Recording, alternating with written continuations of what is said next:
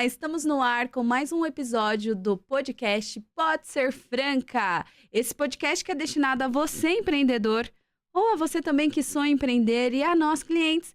A gente sempre quer saber o que tem de melhor no nosso mercado. E hoje, gente, eu trouxe um especialista, ele é médico e ele disse que é candidato a empreendedor, porque o médico, ele é especialista na área da cirurgia, mas e o empreendedorismo? Como que é? Vamos falar sobre isso hoje. Então vamos receber ele que é médico, cirurgião plástico, cancerologista, está há mais de 35 anos na área, proprietário do Instituto Vandenberg, localizado em Moema. E vai trazer aqui pra gente tudo sobre a especialidade dele e o empreendedorismo. Vamos receber o doutor Vandenberg. Seja muito bem-vindo, doutor. Obrigado, Gabriel, pelo convite, né? Fico muito honrado e vamos conversar aqui nesse espaço, né? Vamos conversar sobre vários aspectos da cirurgia plástica e da cancerologia. E alguma coisa de Né, empreendedorismo também, que que é eu a estou candidato. primeira pergunta que eu quero saber. Ele falou candidato, eu achei muito engraçado, mas realmente, né? A gente olha assim, o empreendedorismo, né? O empreender, a gestão dos negócios. Tem uma faculdade para isso que chama administração ou gestão de negócios e pessoas. E você fez medicina. Na medicina tinha curso de administração? Não, não, o médico ele é completamente desprovido desse tipo de ensinamento, né? Da parte administrativa, de gestão, como lidar com o financeiro. Eu estou começando, né, agora, depois de 35 anos de clínica, até induzido pela minha esposa, que é advogada, ela me induziu a fazer uma mentoria com o João Kepler e abriu muito minha cabeça, muito, porque o médico ele é muito concentrado naquilo que ele faz, no tratamento, né? Exato. No lidar com pacientes, lidar com doença, ou na plástica lidar com a beleza, mas realmente para esse outro lado é difícil. Então eu resolvi fazer e realmente é um mundo, né? O mundo corporativo é completamente diferente do Com mundo que certeza. eu frequentava e frequento. E isso está sendo, muito bom para minha formação. Sim, e é interessante perceber a sua humildade em trazer isso, porque eu acredito que alguns profissionais não têm essa coragem de falar: "Ei, tô precisando de ajuda nessa área". Precisa ter coragem e humildade para buscar conhecimento. E parabéns, pelo desafio, né, porque eu imagino que para você é mais fácil estudar medicina, estudar o corpo humano, estudar as pessoas, né, o desenvolvimento pessoal também é importante na sua área, porque a gente vê que existem sim muitos médicos humanos, mas tem uns que as pessoas reclamam, falam: "Ah, ele nem olhou na minha cara". E faz a diferença no tratamento, não faz, doutor? Porque o pilar básico da medicina, né, não só o médico ele lida, né, sofre desafios diários e tenta resolver o problema dos pacientes, tenta levar um paciente à cura, né, de uma doença, muitas vezes não consegue, mas está na luta, tem que estar se aperfeiçoando, tem que estar se atualizando, né, principalmente agora com tudo isso que nós temos de rede social. Exato. O conhecimento ele está dobrando anualmente. Uhum. E quem não entrar, não tiver a inteligência artificial, a cirurgia robótica, a cirurgia videolaparoscópica, a cirurgia à distância também, já, já, Já já, existe. já existe, pelo menos pesquisas há em torno de quase 10 anos, são as cirurgias telecomandadas, que no futuro servirão para aqueles que estão lá indo para outros planetas, o Uau, médico daqui na Terra telecomandando uma cirurgia. É meio maluco, mas nós estamos é caminhando para incrível. isso, né? E não dá para negar isso. Com certeza. Há muitos anos existiam umas revistas, né, que se falava em pistola laser, né, carro voador, né? E aí nós temos os drones, já temos os carros voadores, e cada vez vai mais, e isso não vai parar. Então, voltando, a base o pilar mestre da medicina para mim é você sentir a dor do próximo e procurar resolver, e ter empatia com seus pacientes. Isso é muito importante. Eh, Se fala muito, por exemplo, cirurgia plástica, que é só glamour, não é. Mm-mm. O cirurgião plástico é um cirurgião, da alma, né, porque É um o arquiteto, né? corpo é o templo do espírito. E você, tem muitas pessoas que elas têm problemas muito sérios com sua autoimagem e muitas vezes vêm para o cirurgião plástico para tentar resolver o problema, Sim. né. Um um um cirurgião plástico, ele não tem capacidade, por exemplo, de transformar o corpo total de uma paciente. A paciente será devidamente ajudada e vai melhorar muito a sua imagem. A cirurgia plástica tem muito para oferecer, Sim. mas existe a própria genética do paciente, a lidar com o imponderável, né, que são bactérias e vírus que muitas vezes se envolvem nas cirurgias. É Sim. pouco frequente, mas pode acontecer. Então, existe uma preocupação constante de se conseguir, atenuar, né, a dor, Uhum. seja ela uma dor muito profunda, como numa doença, seja ela numa dor como você quer melhorar a sua autoimagem na cirurgia plástica. Sim, a dor emocional ela é real, parece que é uma ferida latente na carne mesmo. Eu coloquei silicone aos 21 anos, eu tinha uma dor. Eu colocava roupa, eu não me sentia bem. Tem pessoas que se aceitam, tá tudo bem do jeito que é, mas eu não me aceitava. Eu queria ter, minha mãe tinha uns peitão bonito, desculpa falar seios, né. E eu falava: "Gente, eu queria ser muito assim, parecida com ela", né, eu sempre admirei muito. E quando eu fui no médico, ele falou: "Olha, a gente vai só aumentar o que você já tem, né, você já tem o formato do seu seio é assim, eu só vou dar mais volume, então será você com um pouquinho de mais volume, né". Tanto que ele decidiu, eu deixei por ele decidir a miligramagem que fala? É, É a quantidade isso, de silicone. de silicone. Uhum. Hoje, por exemplo, lá no consultório eu tenho o sutiã e eu tenho umas próteses que são provadores. Então, Uhum. dá para a gente aproximar muito da medida real. Então, nós colocamos na paciente, ela se olha no espelho, Sei. eu Ah, peço olha, para não tinha. fotografar, ela fotografa no seu celular, depois ela vai para casa, pensa, olha se é realmente aquilo que ela quer, se ela, depois ela, às vezes ela decide uma coisa, por exemplo, decide uma prótese de 300, vai para casa e não ficou pequena, eu quero 350. Porque o que acontece muito é que os pacientes da ansiedade, dessa preocupação de, vai ficar grande, elas jogam para baixo. E quando Hum, colocam, a grande maioria vai: "Eu gostaria de ter colocado ter mais", mais. né. Então, assim, por exemplo, o efeito da prótese é fantástico. Você já fez, você sabe, quando você Aham. acorda da cirurgia, você fica maravilhada, Uau! né. Interfere Ó, diretamente no emocional. muito, muito. E tem, assim, eu discuto muito, inclusive, a cirurgia na adolescente, jovem, né, na pacientes menores de idade, porque a mama ela completa o desenvolvimento dela em torno dos 14 anos. Uhum. Então, uma mama que não desenvolveu, até os 14, ela vai a crescer muito pouco.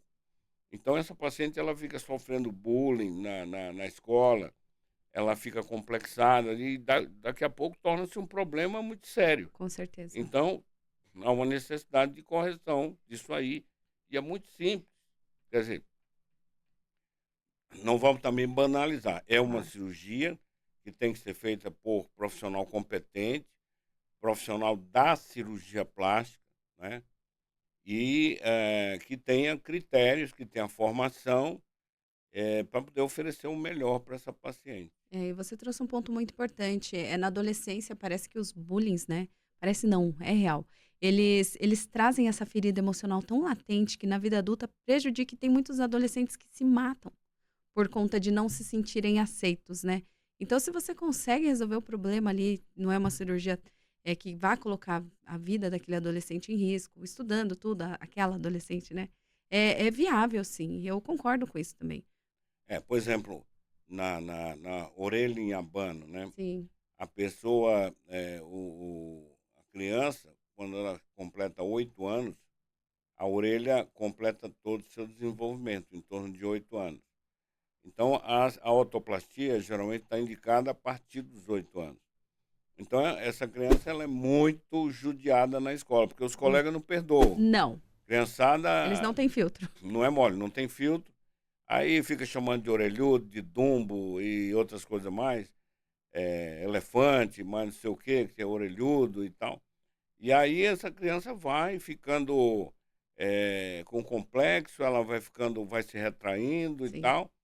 Quer dizer, quando chega numa idade de adolescente, adulto jovem, ela tá com um problema sério, que pode ser resolvido com uma cirurgia de correção, uma cirurgia com anestesia local e sedação, uma recuperação super rápida, e pode ser resolvido.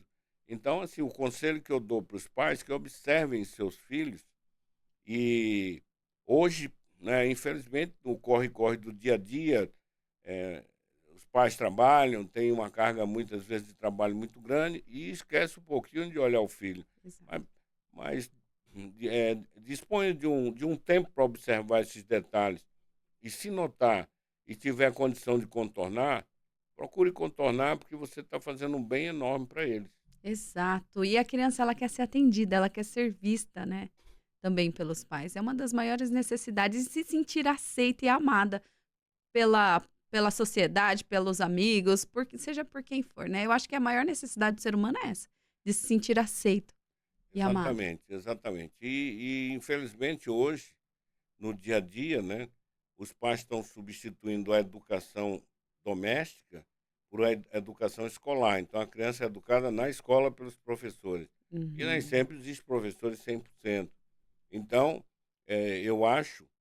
eu sou pai, né, eu tenho 4 filhos e eu tenho certeza que eu fui um pai presente, né. Uhum. Então, assim, eh é muito importante que você se faça presente como Sim, pai, porque o filho reconhece, sim, com né. certeza. Então, eh, a minha missão está cumprida, estão todos bem formados e tudo, mas, eu, eh, sempre procurei me desdobrar ao máximo. Sim, e o reflexo disso é o Instituto Vandenberg, que os seus filhos, algum dos seus filhos estão com você, trabalham com você lá? Eu tenho um filho advogado, que ele me ajuda a administrar, o Antônio, e tenho o outro que é o Vandenberg filho, que é nutrólogo, está indo muito bem, está com uma clientela boa e está conseguindo resultados muito bons, Incrível, e a gente fica muito feliz com isso. com Tem certeza. uma filha tem uma filha, que é nutricionista, está terminando o curso, mas todos estão muito bem. Muito bom. E o instituto, você atende nesse instituto pessoas que vão fazer cirurgia plásticas, pessoas que vão reconstruir por conta de um câncer, como funciona? Nós atendemos cancerologia, cirurgia plástica, nutrologia, nutrição, Tem um que ecossistema. tem Muito bom. um ecossistema e estamos, acabamos uma reforma e agora, vamos partir para alguns procedimentos estéticos, dermatologia, laser, então são todos Interessante. afins, né, da cirurgia. E na parte oncológica, principalmente no câncer mamário, o câncer mamário, o importantíssimo, uma mensagem que eu quero passar, é exatamente a prevenção e a detecção precoce. Por quê? Quanto mais inicial você pegar o caso, mais rápido ocorre a cura. Uhum. Você leva esses pacientes para a cura e com cirurgias menos mutilatórias. Sim. Porque na minha trajetória, por exemplo, na década de 80, exatamente em 81, foi publicado no England Journal, que é um jornal de medicina de muita referência, um estudo que ocorreu na Itália, e aí foi quando se praticava em tumores menores que 2 centímetros só uma ressecção parcial da mama, a Hum, quadrantectomia. uhum, E, e antes eram cirurgias bastante agressivas. O Halsted, que era uma cirurgia que retirava toda a glândula, se retirava o músculo peitoral e essa paciente ficava sem mama, com a pele grudada nas costelas. uau. Perdia até a silhueta muscular, era Perde bem agressivo. parte da identidade da mulher, né? Sim. E depois houve uma evolução para o Pater, que é um autor que estudou, e essa cirurgia retirava-se a glândula e deixava o músculo peitoral. Daí houve uma discussão se fazia a reconstrução imediata ou a tardia. Hum, Existia um trabalho da Universidade de Wisconsin que falava que a volta do tumor localmente ela era mais frequente nos primeiros 2 anos. sim. Então, tinha que se esperar 2 anos para fazer a reconstrução. Então, essa paciente ficava mutilada durante 2 anos. Muitas até se acomodavam com a situação e desistiam da reconstrução, e outras ficavam nesse sofrimento Que para causa. reconstruir a mama 2 anos depois. Eu trabalhei, fui residente de um profissional muito experiente, que trabalhou muitos anos no Memorial Sloan Kettering em Nova York. Depois ele veio para a superintendência do Hospital AC Camargo, da Fundação Antônio Prudente, onde eu fiz residência. E ele dizia sempre que a volta do tumor no local, ela não se dava só pelo tempo, era exatamente pela indicação da cirurgia e como você operava. Uau. Então, eu realmente, utilizando os preceitos desse cirurgião, professor Gentil, eu nunca tive recidiva local, ou seja, a volta do tumor localmente. Nunca Uhum. aconteceu comigo. Outro fator que evoluiu muito foi a retirada dos gânglios da axila. Foi a pesquisa do linfonodo sentinela. O que é isso? Fizeram-se um estudo corporativo nos Estados Unidos com vários hospitais e em torno de 50 mil casos. E foram estudar as peças operatórias e verificaram o seguinte, que tumores até 2 centímetros, o, a quantidade a quantidade de positividade nos gânglios que eram retirados, porque se fazia obrigatoriamente a Biópsia. retirada da mama e a linfadenectomia axilar, que é a remoção dos gânglios da axila. Existem 3 níveis de gânglios, totalizando mais ou menos 32 gânglios. E verificaram que somente em torno de 15% desses casos havia um comprometimento metastático da mama para o gânglio. Então, o que é que acontecia? Quando essas pacientes faziam a retirada, a remoção dos gânglios e associavam-se à radioterapia, 40% desenvolviam um inchaço no braço. Esse inchaço era progressivo, era um linfedema, Uau. e muitas vezes era um inferno. Essa paciente ficava com um braço enorme, inchado e com limitação.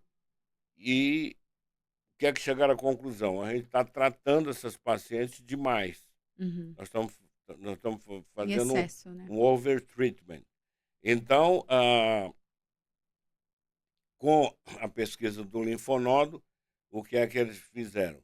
Injeta-se um contraste na área próxima ao tumor, e os 2 ou 3 gânglios mais baixos da axila, ele captam esse contraste. Esses gânglios estão na frente. Como eles estão na frente, foram chamados de sentinela.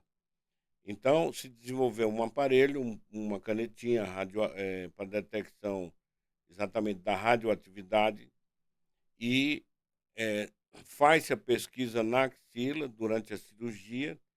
Ela fica emitindo sinal para um marcador, além de aumentar o barulho, pi, pi, pi, vai aumentando o Uhum. barulho, também vai aumentando a escala que inicialmente é 20 ou 30, vai até 1000. Uhum. Quando encosta e dá o aumento sonoro e o aumento na contagem, se chegou no linfonodo sentinela. É removido Uau. esse gânglio ele é estudado pelo patologista na hora. Se ele tiver contaminado, ou seja, se houver célula tumoral no gânglio, se pratica a remoção dos outros. Se esse gânglio for negativo, ou seja, não houver metástase dele, aí não precisa fazer. Então, Uau, que com isso, interessante. nós beneficiamos uma quantidade enorme de pacientes que eram submetidos à remoção com a complicação Esses do efeitos. linfedema e hoje já se faz, às vezes, só o quadrante e sem a linfadenectomia. Que Então dá interessante. para você montar, colocar uma prótese, fazer uma redução da mama oposta para simetrização. Então, essa paciente ela sai outra pessoa, apesar de ter tido um câncer. A cabeça dela, ela fez uma cirurgia plástica. Uau. Então, Então mesmo você que já ela vá para um tratamento complementar, quimioterapia, a radioterapia ou hormonioterapia, ela vai com outra cabeça, porque ela não está mutilada. entendi. Nossa, isso faz total diferença no tratamento, inclusive. Com Porque a certeza. emoção ela ajuda, né? Positiva, a emoção positiva, a esperança, né? O bem-estar, eu acredito que ajuda na involução, talvez, ou na cura desse câncer também. Com certeza. Uma vez eu recebi uma paciente num consultório, mais ou menos na década de 90. Essa paciente, ela é mastectomizada, eh, ela foi no médico, o médico não falou o que ia fazer, combinou a retirada da mama dela com o marido e ela não foi informada. Quando ela acordou, estava sem a mama. No Essa paciente choque. ficou 2 anos trancada em casa, numa depressão violenta, separou do marido e, né, virou um turbilhão de coisas que poderiam ter sido evitadas se tivesse havido uma conversa mais franca e se o cirurgião eventualmente tivesse proposto uma reconstrução imediata. Com o consentimento É, dela também. porque o conceito que eu falo sempre é o seguinte, eh, o câncer está em primeiro lugar quando se vai Claro. tratar. Então, nós temos que tratá-lo com radicalidade, fazer a remoção dando margem cirúrgica, né, de tecido bom suficiente, mas a gente tem que se preocupar com a paciente como um todo, o aspecto psicológico dela, a evolução dentro da minha experiência, né, de mais de 1.500 casos operados, eu posso dizer que essas pacientes evoluem completamente diferente quando são Tenho certeza. reconstruídas imediatamente. E para aquelas que removeram por uma conduta médica, qualquer outro motivo, e há possibilidade de reconstrução. Em qualquer tempo, não precisa ser Não imediata. tem. Aham.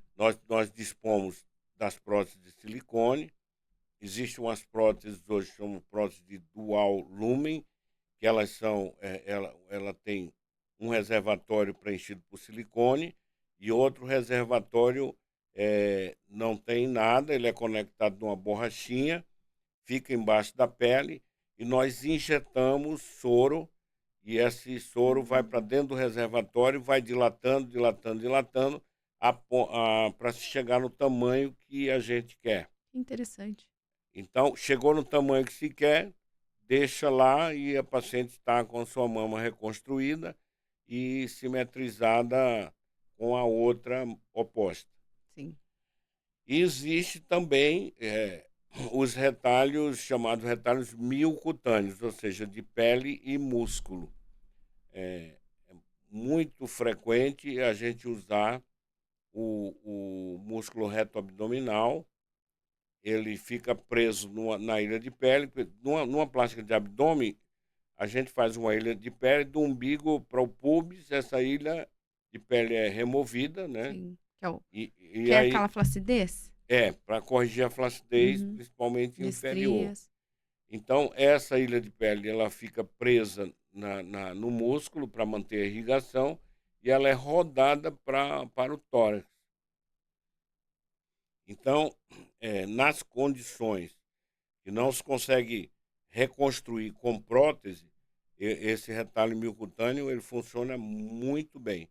E a gente pode moldar como essa ilha de pele até tirar a epiderme dela, deixar só o que seria o contorno da areola e fazer um molde de uma mama mesmo, Uhum. rodando para o tórax e preenchendo no espaço que saiu a glândula doente.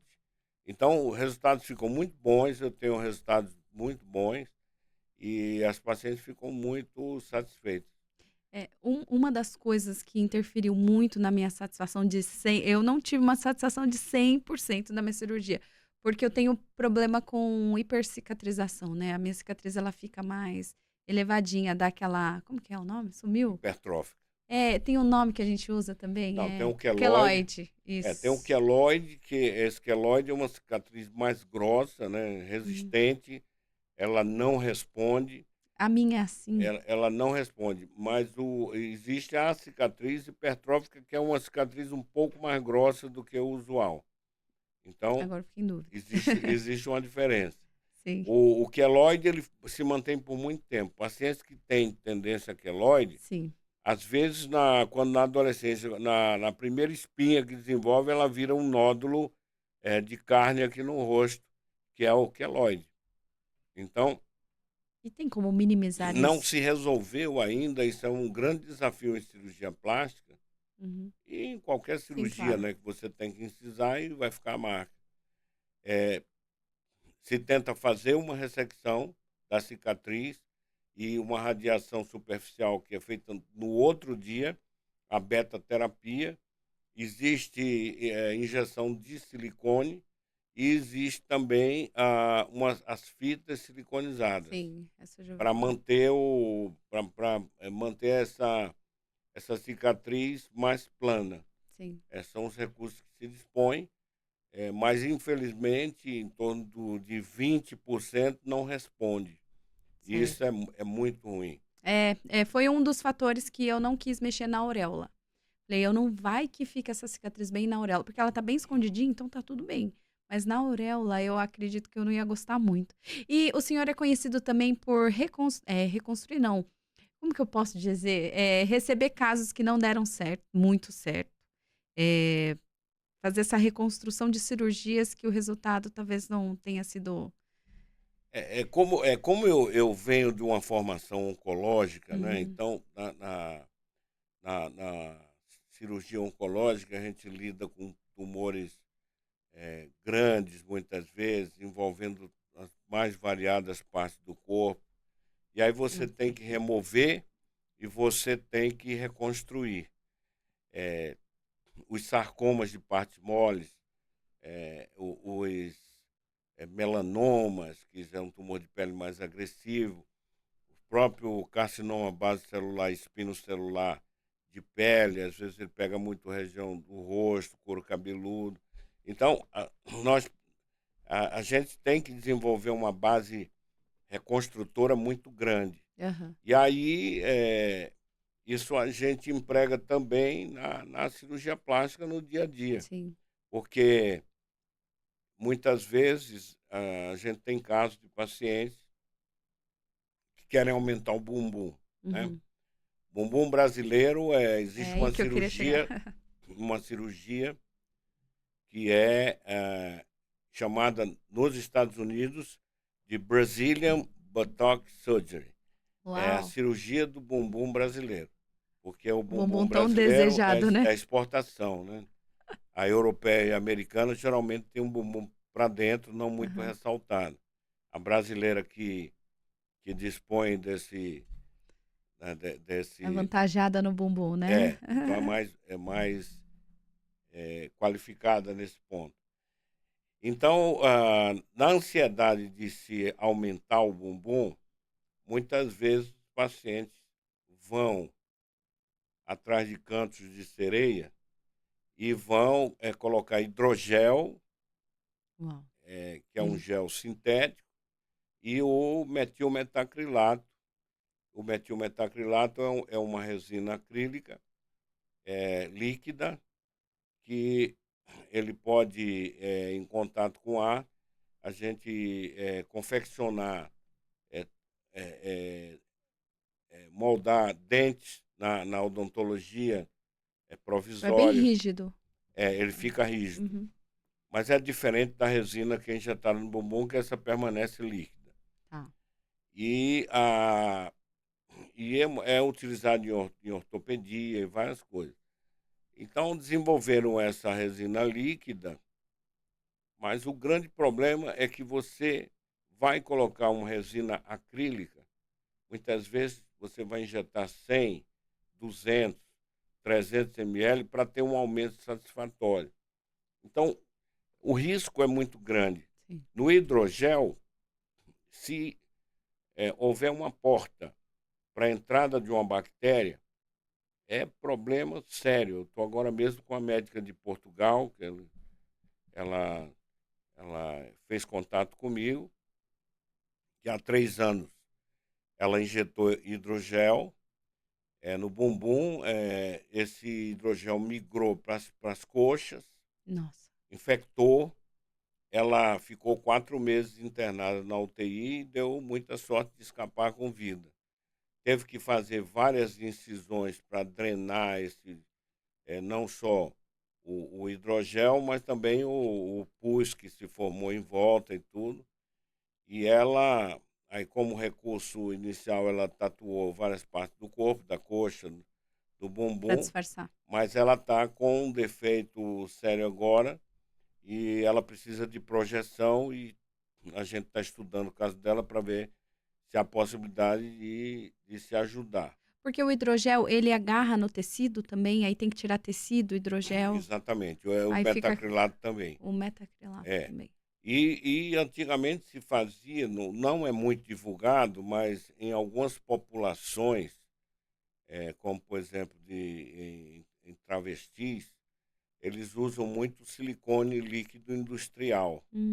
E é um inferno também, Uau. porque ele migra para as coxas, ele começa a dar reação, ele dá um inchaço no local permanente.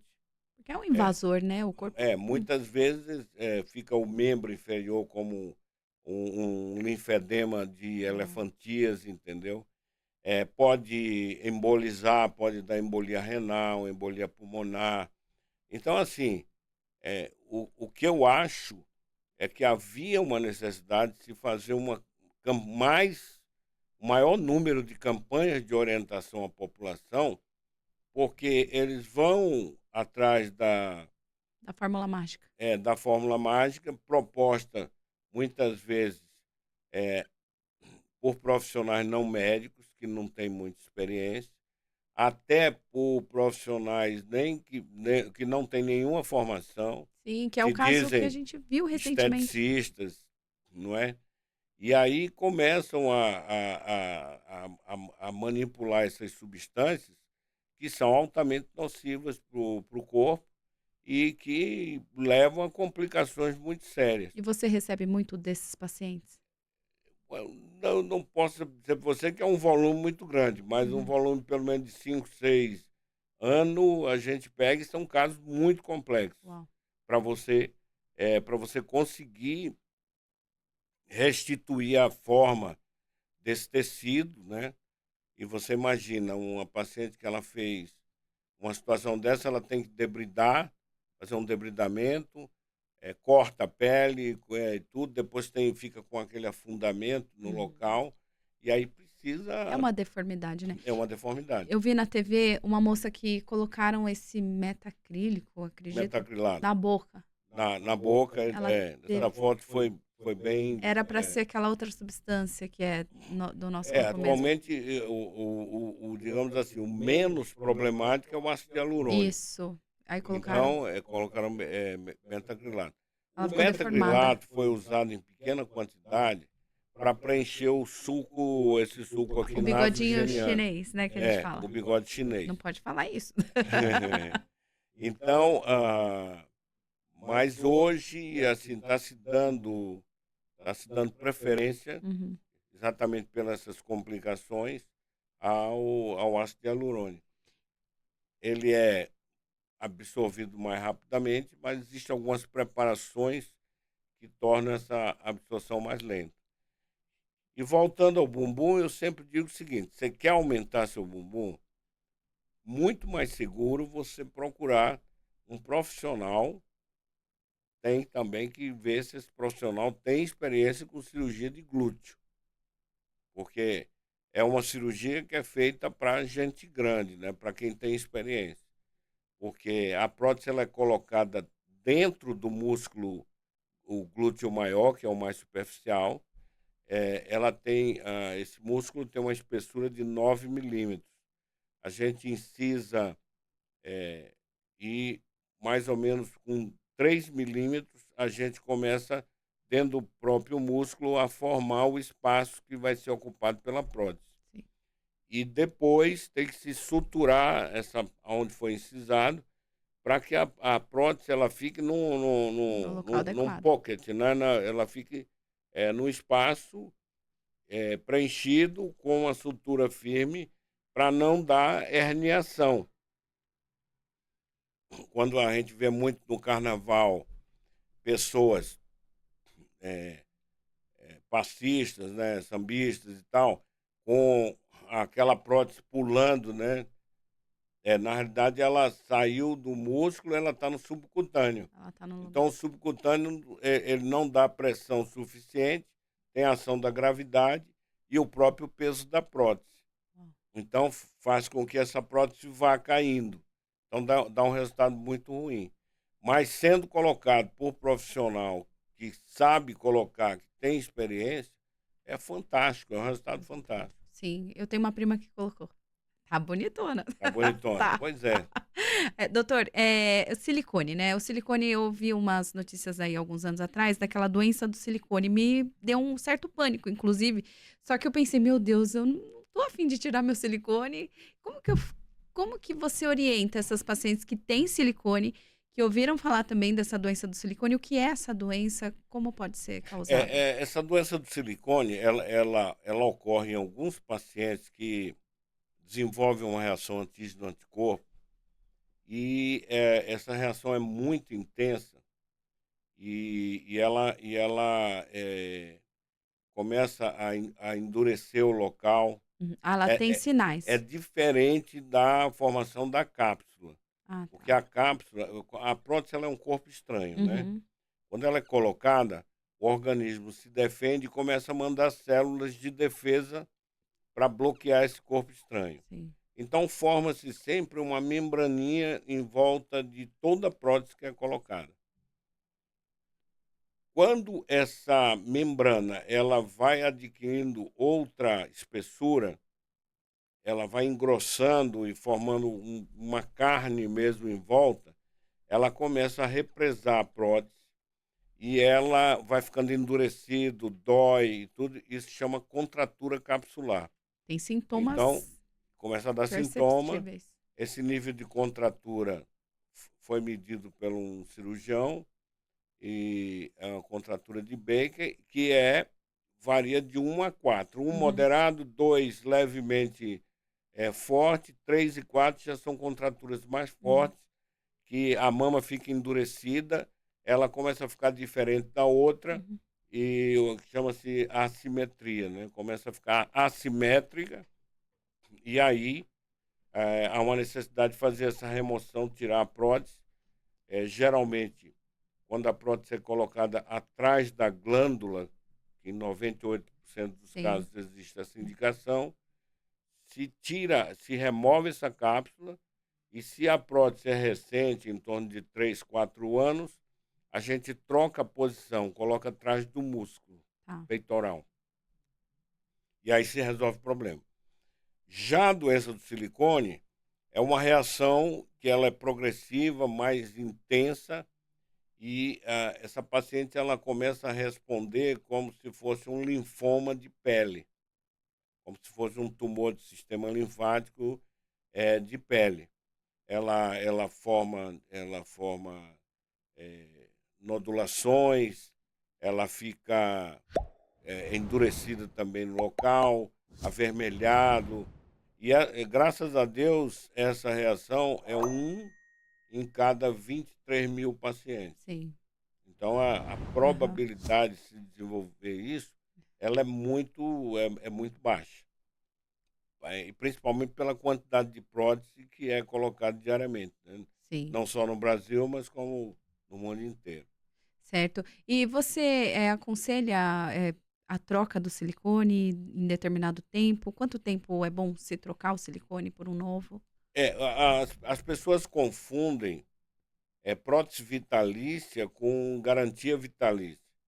A garantia vitalícia muitas vezes é dada pelas fábricas, né, que fabricam a prótese.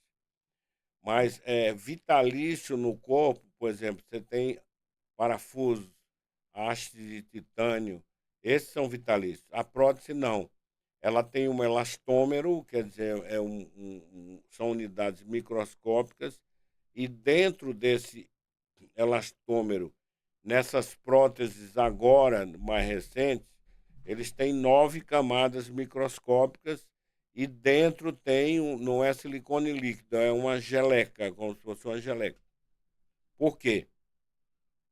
Porque no caso do rompimento dessa prótese, esse silicone não vai migrar para outras partes do corpo. Aham, Ele fica lá sim. localizado Ele é denso, pelo um né? tempo até se fazer o diagnóstico e ir lá e remover essa prótese, trocar por outra. Então, não confunda garantia vitalícia dada pela fábrica com prótese vitalícia. A média hoje que se considera aceitável, hoje, nessas próteses que são colocadas agora, essa nova geração de próteses, em torno de 12 a 15 anos, é um tempo bem satisfatório.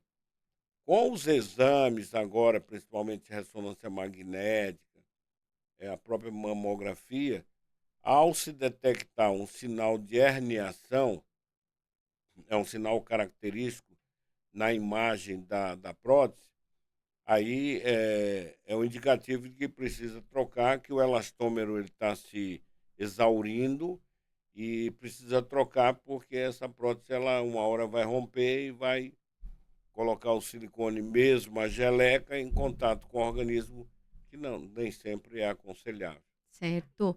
Eu gostaria de falar agora sobre, reposição hormonal, através de implante. O senhor faz esse tipo de tratamento? É, esse tema é um tema que eu gosto muito de falar pelo seguinte, a mulher ela tem a sua fase plena, né? Ela começa na fase de adolescência, depois adulto jovem, e vai até os 40, 43, 45 anos, e ela começa a declinar a atividade estrogênica, né, que é secretada pelos ovários, principalmente, e ela começa a haver uma deficiência dessa produção, e ela começa a ter sintomas, tais como calorões, né, fogachos, Sim. começa a vagina a ficar mais ressecada, ela Uhum. não lubrifica bem, ela começa a ficar irritadiça, queda de cabelo, começa a pele mais seca. Então, esses são os principais sintomas de que essa paciente ela está começando a exaurir sua capacidade de produção Uhum. hormonal, que é basicamente estrogênio e progesterona. Aí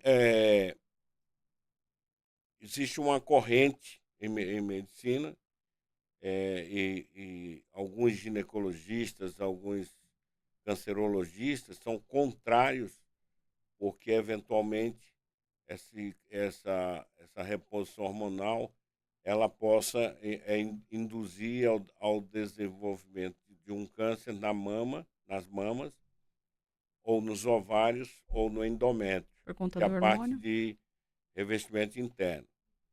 Mas o que eu falo, a gente não pode pegar essa população e conduzir e induzir essa população, largar de mão e deixar essa mulher, a partir da menopausa, ela entrar numa involução e deixá-las à deriva. E interfere diretamente na qualidade de vida, esses sintomas. Claro, claro.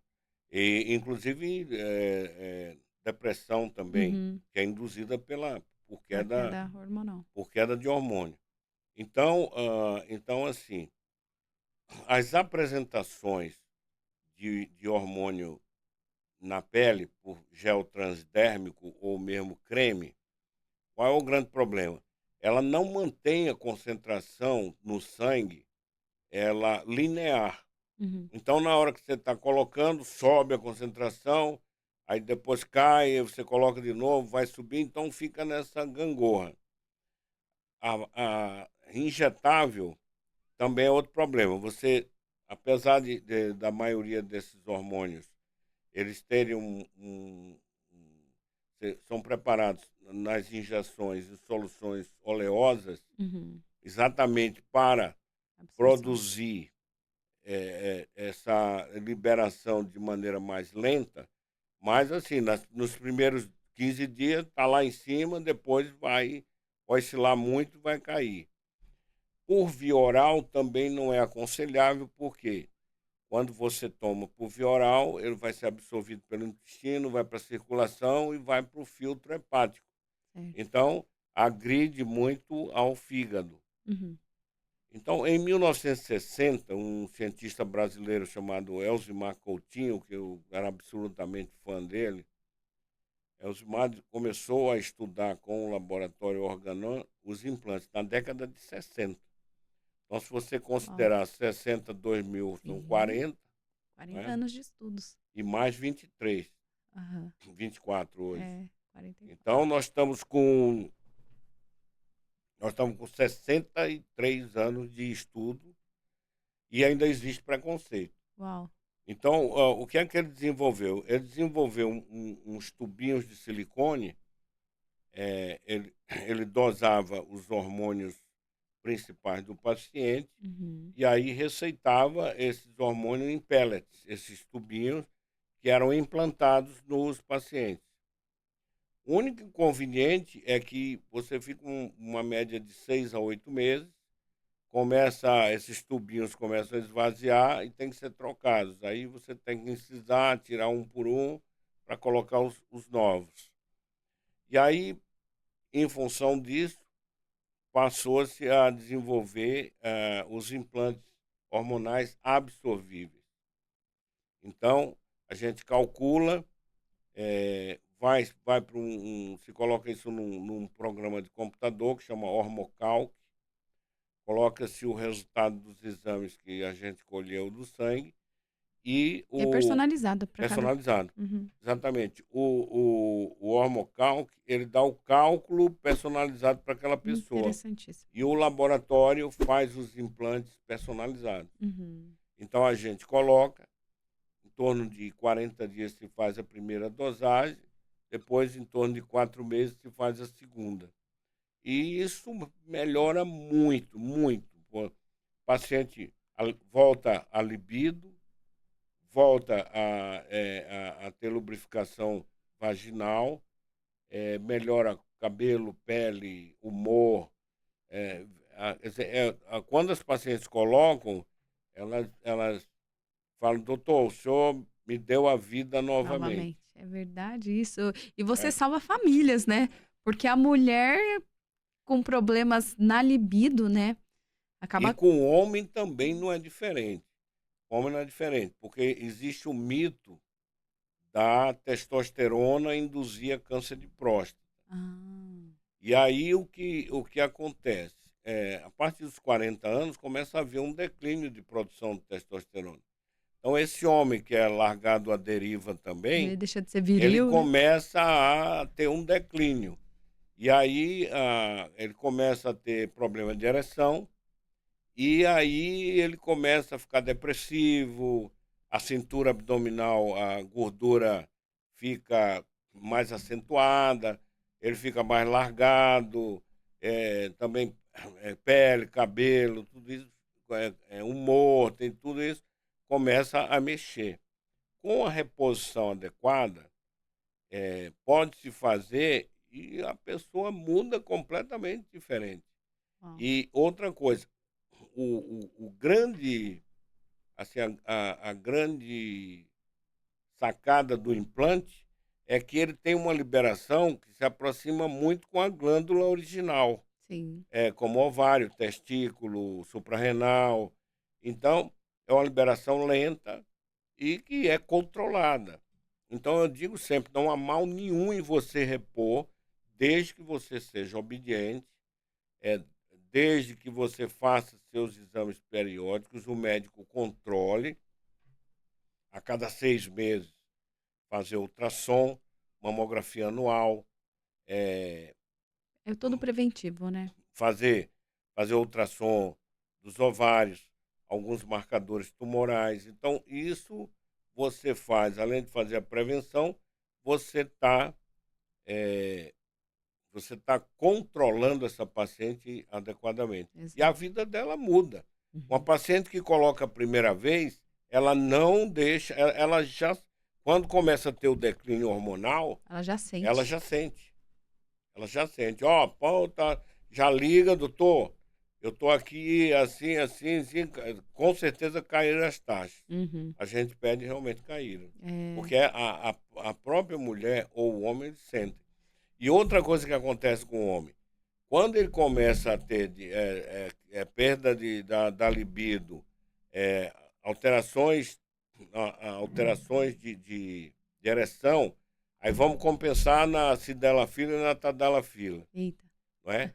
E aí, na realidade, são vasos dilatadores e muitas vezes o cara toma até doses altas, É o né? famoso Viagra esse? O Aham, Viagra e o Cialis. aham. Então, isso aí começa a dar, muitas vezes, alguns mecanismos indesejáveis no coração, e quando o Sim. problema, na realidade, está na reposição de Olha. testosterona. E aí o que acontece? Ele chega em casa, fica com vergonha de deitar lá com a esposa, porque ele tá mal, está sem libido, a ereção não está legal, aí compensa na tadalafila, mas tá indo só bater o ponto, né? É perigoso isso. Aí a mulher, aí ele fica lá na sala vendo televisão, segurando para ele deitar, e a mulher já fica pensando que ele arrumou um amante, Olha isso. não é? E Olha o aí, mal-estar. vira um terror, mexe com muito com digamos assim, com a harmonia, né, Sim, sim. familiar, e não é bom para ninguém. Não. O senhor já teve algum caso, assim, que é inesquecível, que você interferiu, assim, diretamente na família mesmo? A família já estava desandando por conta desses problemas que o ser humano tem costume de deixar só na mente, né? Não comunica, não fala. Não, porque os homens são mais inibidos, né? Os Uhum. homens são mais inibidos. São. Eu sempre falo que as coisas são, a grande maioria, apesar da mulher falar que é relegada a segundo plano, mas, por exemplo, a gente vai no shopping, 90% da moda é feminina, né? Os homens Uhum. são 3 ou 4 lojas lá, É verdade. paletó azul, Escondidinhas. marrom, não sei o que, cinza, né? Então, eu acho que o homem é mais relegado a segundo plano e o homem é mais difícil de extrair, né? É pelo machismo que foi Eles não conseguem falar criado. de sentimentos. Eles não conseguem dar nome ao sentimento. Sim. Então, assim, é complexo.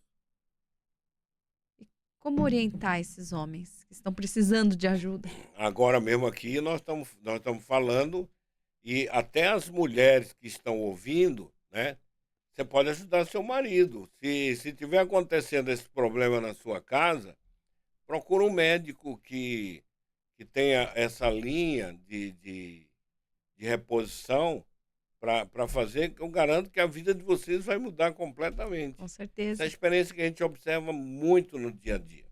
E é frequente, por exemplo, pacientes que me procuram em cirurgia plástica, eu termino associando essa bateria, aí eu falo sempre, ó, vou te operar, depois, quando passar a cicatrizar, tiver tudo bonitinho, eu vou resolver o seu problema hormonal. Uau! E você já identifica, né, A nos gente exames. identifica nos exames.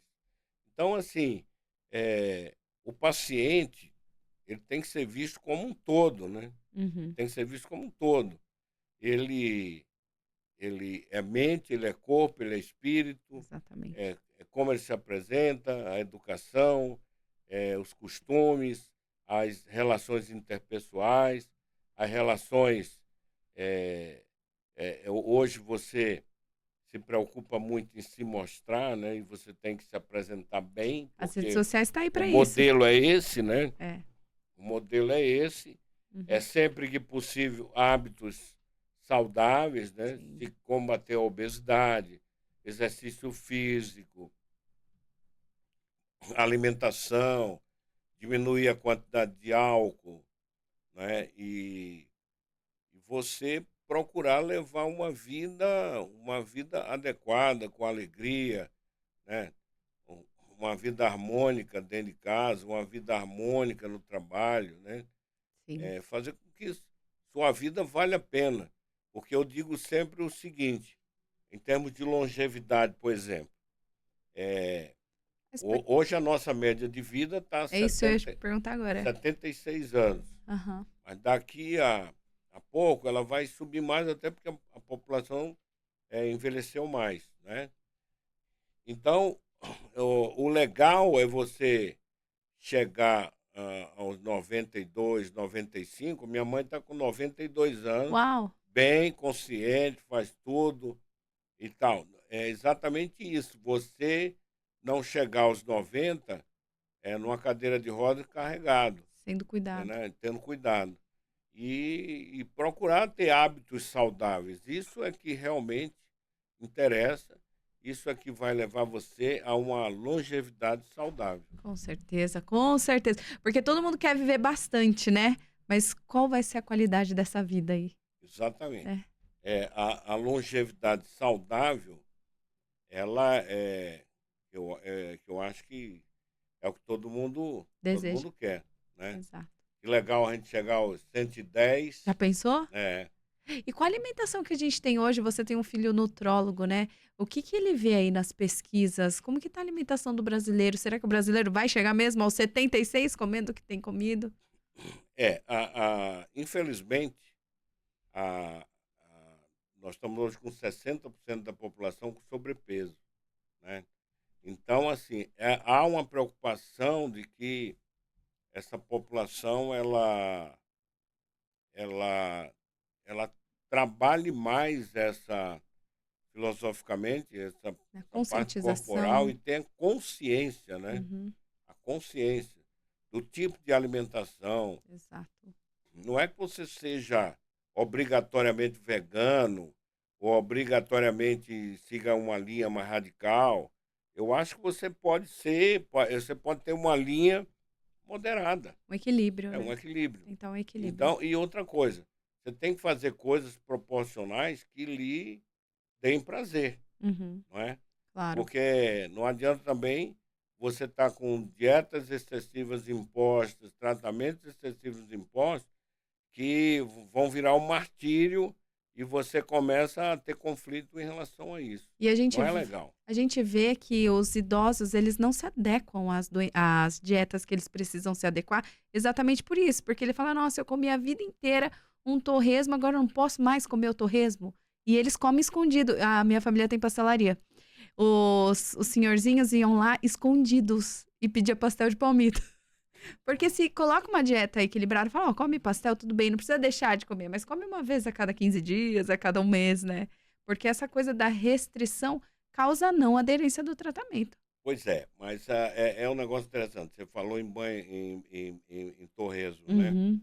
Eu atendi alguns pacientes acima, acho que seguramente uns 3 ou 4, acima de 90 anos, que comiam tudo com banha de porco. Dizem ser mais Então, saudável? por exemplo, se fala na margarina, né? A margarina, ela em Verdura. alguns aspectos é muito mais nociva do que a banha do porco. Fala que Agora, margarina nem embolora, né? isso envolve também o metabolismo de cada um tem que ser o metabolismo. Exatamente. Então, é preciso que essas pessoas, elas não façam por conta própria, elas procurem um profissional, nutrólogo, nutricionista, um endócrino, algum profissional que tenha capacidade e que oriente de maneira adequada. Muito bom. Chegamos ao fim. Eu falei Nossa, que ia passar rápido. nossa, você é sensacional, Gabriela. Ai, eu adorei te Você entrevistar. entrevista a gente tá batendo aqui um papo, nem sente, né? Uma É, hora passar passou. rapidinho. É muito assunto. Eu tenho certeza que o dia que o senhor quiser, você quiser vir aqui de volta, venha, porque você entregou muito hoje e vai entregar outras vezes também. Super bem-vindo. Muito obrigada pela contribuição. Isso eu costumo dizer que é generosidade intelectual. Ele está entregando tudo que ele sabe aí, gente, para nós. Espero que as pessoas tenham aproveitado. Já aproveita para curtir, tá, esse episódio, compartilhar para mais pessoas entenderem sobre si próprio, né? Porque a gente falou de corpo humano aqui, de emocional. Foi muito bom, doutor. Muito obrigada. Falamos, foi uma miscelânea, né? Foi. Eu tentei passar de uma maneira que as pessoas consigam entender, porque a linguagem médica, muitas vezes, ela é complexa, Mais né? técnica, né? Mas é muito técnica. Então, eu espero que vocês tenham entendido o que a gente tentou passar aqui. E como E que eu obrigado. Eu que agradeço, agradeço. Eu tenho certeza que as pessoas estão muito gratas também pela sua contribuição. E eu quero saber como eu encontro o Instituto Vandenberg. O meu Instagram é Dr. Vandenberg, É com N, viu, gente? É é Vandenberg, Dr. Vandenberg.Barbosa. Certo. É o meu Instagram. E o telefone do Instituto é 11 9 8403 8680. Muito Se bom. tiver dúvidas, E, estamos à disposição. e o Instituto fica em Moema, né? Fique em Aqui em Moema, São na Paulo. Lameira dos Maracatins. Muito bom, doutor. Muito obrigada. Se você quiser deixar um recado aí para quem está nos assistindo, como médico, como um recado para a vida, fique à vontade. Eu diria o seguinte, que eu acho que a base da vida é a felicidade. Né? Você tem que procurar ser feliz, né? Procurar ser uma pessoa ponderada, fazer suas coisas com tranquilidade, não é? Eu sei, a vida é difícil, a vida é dura, né? A vida bate, Uhum, mas a gente tem que ter capacidade de assimilar os golpes, né?